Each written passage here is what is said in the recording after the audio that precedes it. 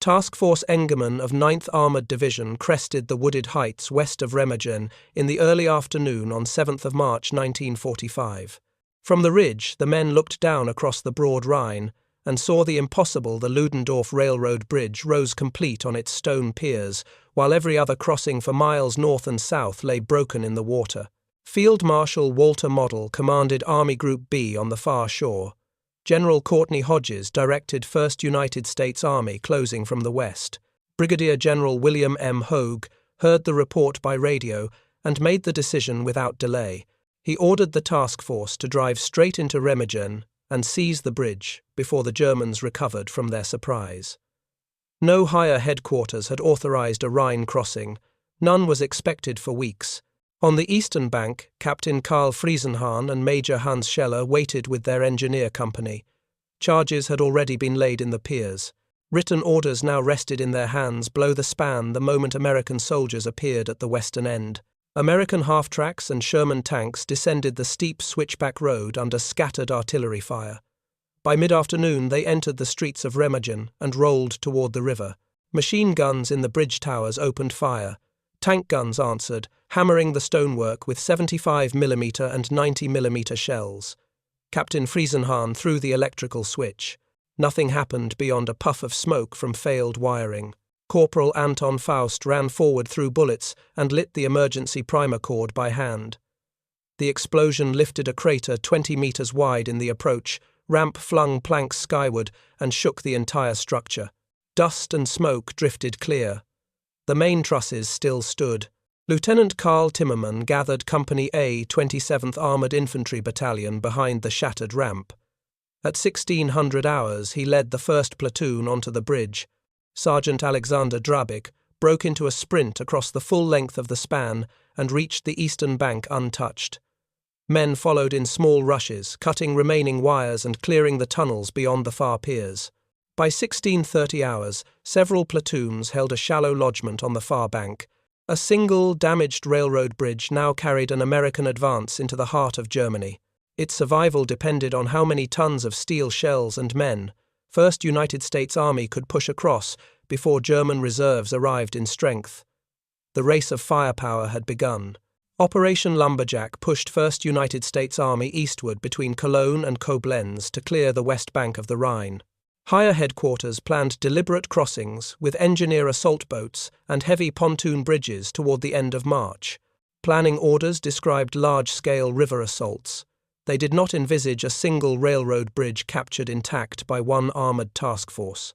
Army Group B, under Field Marshal Walter Model, directed the defence of this part of the Western Front. The Remagen sector lay within the zone of 7th Army, commanded by General Hans Gustav Felber. Local defence around the Ludendorff Bridge consisted of an understrength engineer company, convalescent troops, Volkssturm and Hitler, youth detachments, and Luftwaffe flak and signal personnel used as improvised infantry.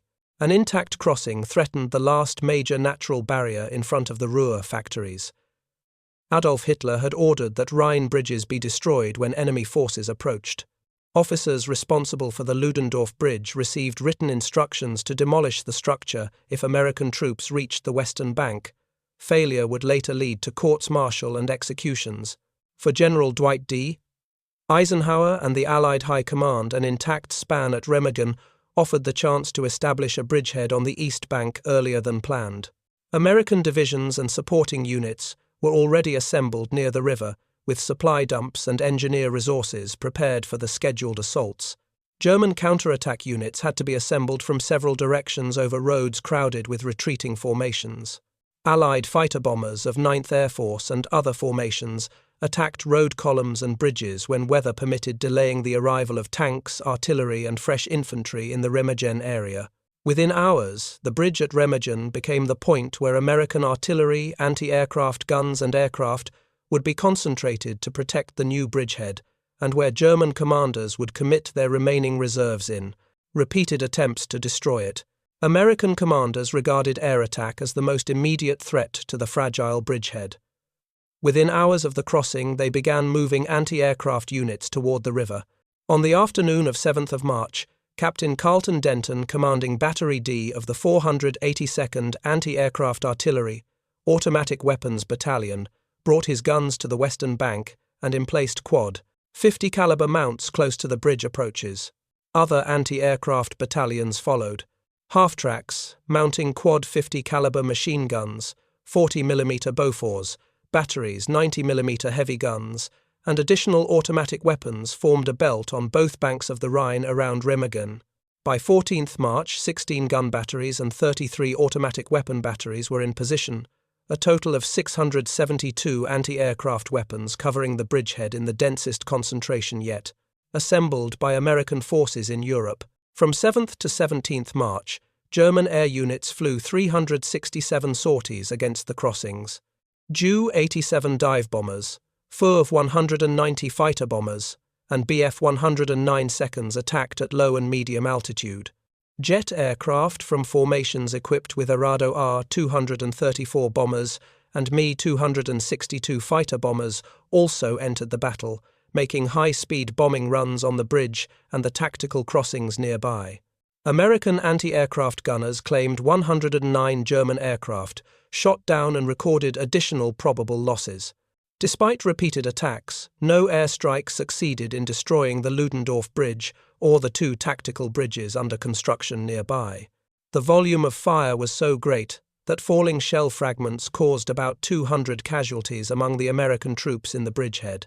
When air attacks failed to break the crossing, German commanders turned to long-range weapons. On 17th March, an SS rocket unit near Hellendoorn in the Netherlands fired 11 V-2 ballistic missiles at the Remagen area, the first use of the missile against a tactical objective, and the only time it was launched at a target on German territory. The warheads fell around the bridgehead, killing American soldiers and German civilians and damaging buildings, but none struck the bridge spans themselves. The bridgehead on the east bank remained under the protection of hundreds of anti-aircraft guns and continued to grow. At 4:30 hours on 8th March, the 310th Infantry Regiment of 78th Infantry Division began crossing the damaged bridge in single file. The rest of the division followed through the night. Later 79th Infantry Division and 99th Infantry Division moved over the same route behind them. Every man walked the full length of the span under direct observation from the Erpelele heights.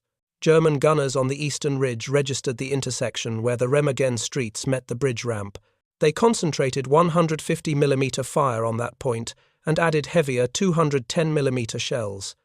Vehicles were hit as they waited in the queue. Trucks burst into flame and bodies lay where they fell until bulldozers shoved wreckage aside to keep the road open. Military police of 9th Military Police Company stood in the open and waved traffic forward. When a driver died at the wheel, another policeman climbed in and drove the damaged vehicle clear. Replacement policemen stepped into the same posts minutes after the previous men fell, so that movement did not stop. On the east bank, 27th Armoured Infantry Battalion and 14th Tank Battalion dug into the slopes and villages overlooking the river. Sherman tanks and new M26 Pershing heavy tanks took hull-down positions along the ridgelines. German infantry, including elements of 67th Infantry Regiment, attacked in small groups against these positions. American Corps artillery answered with time on target concentrations that broke up the assaults before they reached the main defensive lines. Engineers of 276th Engineer Combat Battalion worked on the cratered deck around the clock. They laid new timber over twisted steel while shells screamed overhead. The bridge swayed under the load but continued to carry traffic. Columns of men and vehicles crossed whenever the fire lifted, and traffic never stopped for more than brief intervals. General Fritz Bayerlein was appointed on 9th March to take command of the counterattack around Remagen. He had once led Panzer Lehr Division and served as Chief of Staff to Erwin Rommel in Africa. Now he received a corps built from remnants. 11th Panzer Division under General Wend von Wietersheim mustered about 4,000 men and 25 tanks after starting 100 kilometers away near Düsseldorf. 9th Panzer Division brought roughly 600 men and 15 tanks. 106th Panzer Brigade, Feldherrnhalle, arrived with 5 tanks still running. A Kampfgruppe from Panzer Lehr Division added about 300 men and 15 tanks. On paper, Bayerlein could call on around 12,000 men, some 60 tanks and a few dozen artillery pieces. In reality, many of the vehicles were worn out before they even moved toward the Rhine. Fuel shortages halted columns for hours. Allied fighter bombers struck whenever cloud lifted. Tanks broke down on muddy roads and could not be recovered under air attack. Traffic fleeing east jammed every village and crossroads. By the time German units reached the ring around the Remagen bridgehead, a portion of their already small armoured strength had been lost on the approach, while American armoured battalions were crossing the river behind a steady stream of trucks, guns, and engineers. German artillery proved the one arm still dangerous. More than 100 guns, about 50 105mm light howitzers, 50 150mm heavy howitzers, and a dozen 210mm heavy howitzers, fired from concealed positions in the hills. They damaged the Ludendorff bridge repeatedly, set vehicles ablaze on the western bank, and tore gaps in the columns edging toward the ramps.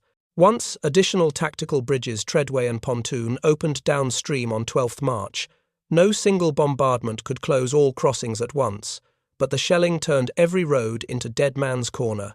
Between 7th and 14th, March 11, weakened German divisions attacked 5 American divisions of V and 7th Corps. In the same week, American records list about 11,200 German prisoners taken against 863 American casualties. The imbalance was absolute formations that could barely scrape together. 60 tanks on paper could not break a bridgehead whose infantry armour, artillery, and anti-aircraft guns were growing stronger. With every hour the crossings remained open. American engineers completed the first tactical crossings beside the Ludendorff Bridge within 4 days of its capture. An M2 steel treadway bridge was thrown across the Rhine about 400 metres downstream and opened to traffic in the early hours of 11 March. That same night, a heavy pontoon bridge between Kripp and Linz upstream went into operation. On 12 March, traffic divided across all 3 routes, and the Ludendorff Bridge was temporarily closed for repairs and steel reinforcement, while the new pontoons began carrying heavy loads, including M26 Pershing tanks. By 17 March, more than 25,000 troops and thousands of vehicles had crossed the Ludendorff Bridge and the 2 tactical bridges that flanked it. From observation posts on Erpeler Lay and the surrounding heights, German officers could see continuous American columns moving east faster than their depleted forces could respond. Behind the river, 6 U.S. divisions and their supporting units were assembling on the far bank. At 1500 hours on 17 March, the Ludendorff Bridge emitted a long metallic groan. Months of bomb damage, the failed demolition on 7th of March, near misses from heavy artillery, and 9 days of traffic beyond its original design limits, finally tore the main trusses apart. The centre span dropped straight into the Rhine, and the end sections slumped from their piers. About 200 engineers and welders had been working on the deck. 28 were killed, and 63 wounded, when the structure fell. By that time, however, the pontoon and treadway bridges were carrying the bulk of the flow, and thousands of men and vehicles were already established on the east bank. German fire did not cease with the collapse. Artillery batteries continued to shell the bridgehead, firing high explosive and heavy calibers from the hills until their positions were forced back or their ammunition ran low. On 20 March, a Karl Gerät 600mm mortar battery fired 14 massive rounds toward Remagen. The 2-ton shells fell in the town and surrounding area without damaging the remaining crossings. Luftwaffe attacks dwindled to small formations and occasional single aircraft trying to slip through the anti-aircraft belts.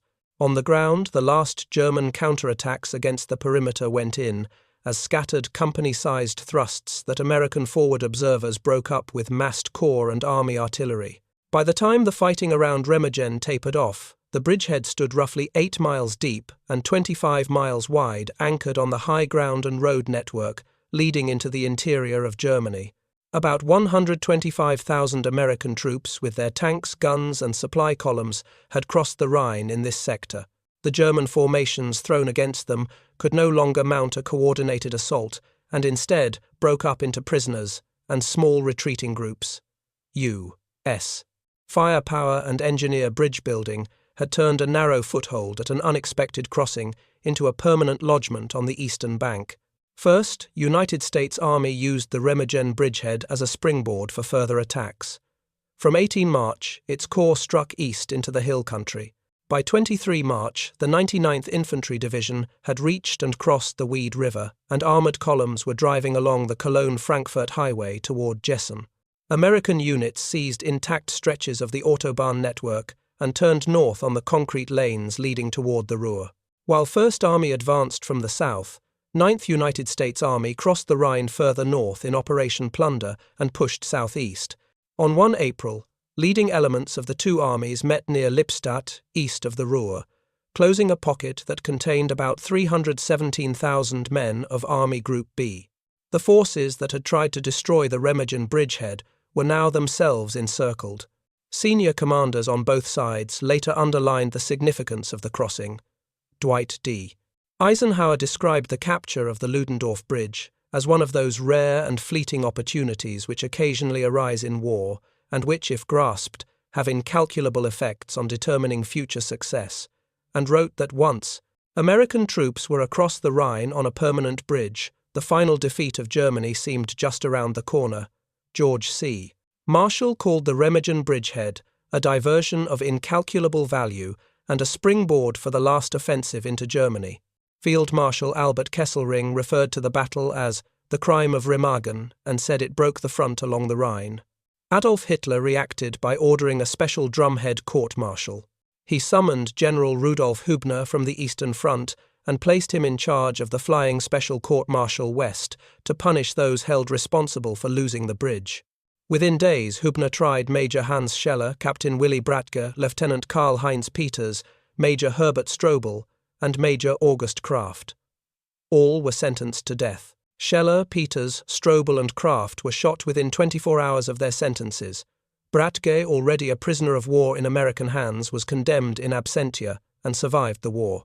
American commanders and soldiers received awards that reflected the importance attached to the operation. Brigadier General William M. Hoge received an oak leaf cluster to his Distinguished Service Medal for the capture of the bridge and the establishment of the bridgehead, under Major General John W. Leonard. 13 soldiers were decorated with the Distinguished Service Cross, and 152 received the Silver Star for actions connected with Remagen. Among those awarded the Distinguished Service Cross were Lieutenant Karl Timmerman and Sergeant Alexander Drabik from Company A, 27th Armoured Infantry Battalion, as well as Lieutenant Hugh Mott and 2 sergeants from Company B, 9th Armoured Engineer Battalion. The stone towers of the Ludendorff Bridge still stand on the banks of the Rhine at Remagen and house a peace museum. During the battle, an unexpected intact span, used long enough for engineers to throw additional bridges alongside it, and protected by layers of artillery, anti-aircraft, fire and air support, allowed more than 125,000 American troops of 6 divisions with their tanks and guns to cross the Rhine. German counterattacks launched with depleted armoured forces and under constant bombardment failed to dislodge the bridgehead. The crossing at Remagen turned a narrow foothold gained by surprise into an irreversible breach of Germany's last great river line.